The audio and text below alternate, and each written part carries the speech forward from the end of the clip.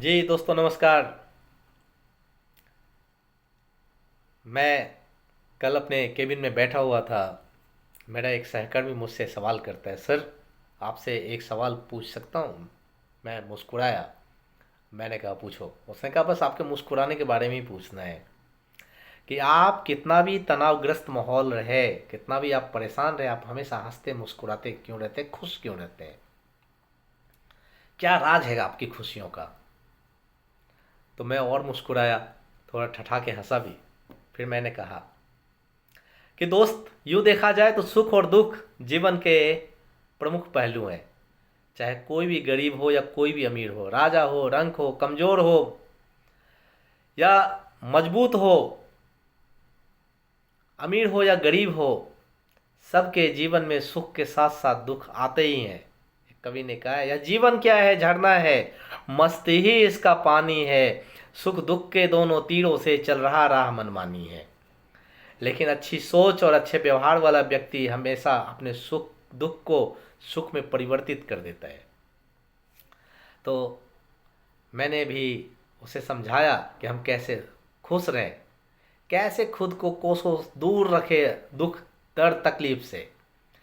तो पहला राज, संतुष्ट रहना सीखिए। जो कुछ भगवान ने आपको दिया है या जो कुछ आपने हासिल किया है उसमें संतुष्टि पाएं, संतुष्ट रहना सीखें। अक्सर देखा जाए तो असंतुष्टि दुख की प्रमुख कारण बन जाता है। जब हमारा कोई मित्र परीक्षा में हमसे ज़्यादा मार्क्स लाता है तो हमें दुख होता है।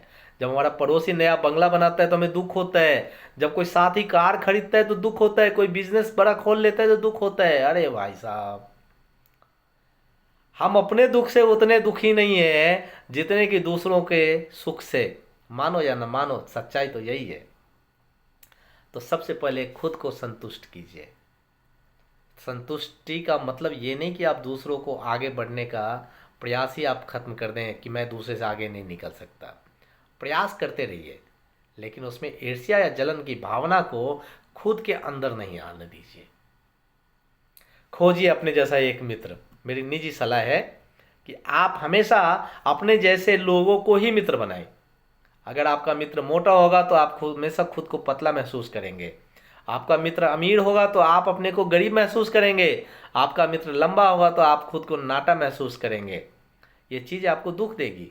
आपको लगेगा कि मेरे मित्र के पास यह अच्छा है, बेहतर है, मेरे पास तो ऐसा है ही नहीं। तो कोशिश करें अपने बराबर वालों से ही मित्रता करें। यकीन मानिए आप पहले से दोगुना सुखी रहेंगे। फालतू की बातों को नज़रअंदाज कीजिए। एक बार एक आदमी सुकरात के पास जाता है और कहता है कि कुछ लोग आपके बारे में भला बुरा कह रहे थे, यही चीज़ मैं बताने आया। सुकरात ने कहा, इसमें मेरे लिए क्या काम की चीज़ है? उस आदमी ने कहा, कुछ नहीं। सुकरात ने कहा, क्या उसने मुझे भला बुरा कहा, इससे इसमें मेरे लिए कुछ ज़रूरी है? उस आदमी ने कहा, नहीं। क्या यह बात मुझे खुशी देगी? बोला, नहीं। तो बेहतर है ये बातें मुझे बताओ ही नहीं। तो मैंने भी अपने सहकर्मियों को व्हाट्सएप के थ्रू से मैसेज दिया हुआ था कि आपसे विनम्र निवेदन है कि किसी की नकारात्मक शिकायत लेकर मेरे पास नहीं आए। अगर आते हैं तो समाधान आपके पास होना चाहिए। मेरे पास वही चीज़ लेकर आए जो मेरे लिए फ्रूटफुल हो, मेरे ऑर्गेनाइजेशन के लिए लाभदायक हो। मेरे पास लोग किसी की चुगलखोरी करने या किसी की फालतू की शिकायत करने के लिए आने से परहेज करते हैं। तो मित्रों, जो बातें आपको दुख दे रही हैं ना, उनको नज़रअंदाज कीजिए। कई बार हम फालतू की चीज़ों को लेकर दुखी रहते हैं जिससे कोई फ़ायदा नहीं होता है। केवल उन्हीं बातों को सुनिए जो आपको खुशी दे। तुलना नहीं कीजिए।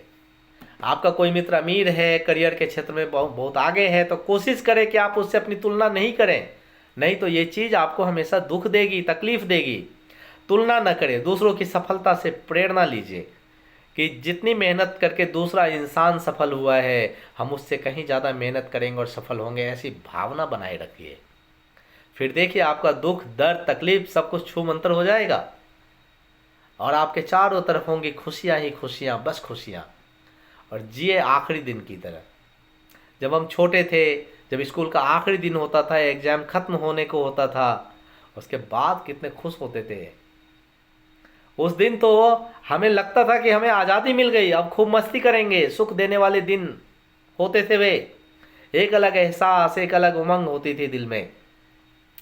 कितना अच्छा हो कि वो सुख हम रोज प्राप्त कर ले। तो सोचिए आज आपका आखिरी दिन है, जी लीजिए अपनी ज़िंदगी को, समेट दीजिए अपनी सारी खुशियों को अपने अंदर, कि आज दुख का कोई गुंजाइश ही नहीं है। तो दोस्तों आप भी मन में गांठ बांधिए और हमेशा खुश रहने की कोशिश कीजिए। तो दोस्तों अगर आपको मेरे वीडियोस पसंद आते हैं, ऐसा लगता है कि मैं कुछ समाज के लिए अच्छा कह रहा हूँ, तो अपने विचार हाँ कमेंट के माध्यम से ज़रूर मुझे भेजिए।